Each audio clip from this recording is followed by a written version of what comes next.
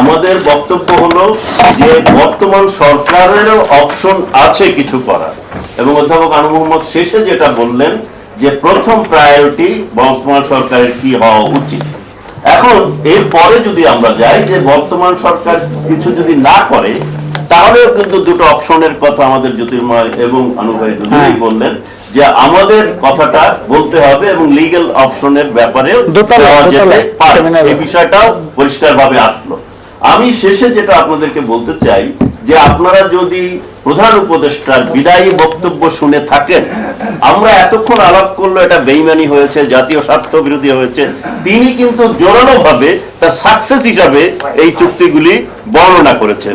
আপনারা এটা লক্ষ্য করবেন, এখানে উনি এই অস্ত্র কেনার ব্যাপার, নিরাপত্তার ব্যাপার, এটাকেও তার সাকসেস হিসাবে বর্ণনা করেছেন। তিনি শুধু বাংলাদেশের সাকসেসের কথাই চিন্তা করেন নাই, তিনি যে বন্দর চুক্তির ব্যাপারে বলেছেন যে ওখানে নেপাল এবং সেভেন সিস্টারেরও খুব উপকার হবে, কাজেই সে বিয়ন্ড চিন্তা করে। তো আমরা যদি নাগরিকরা এভাবে চিন্তা করি আর উনি যদি এতখানি উল্টো দিকে চিন্তা করেন।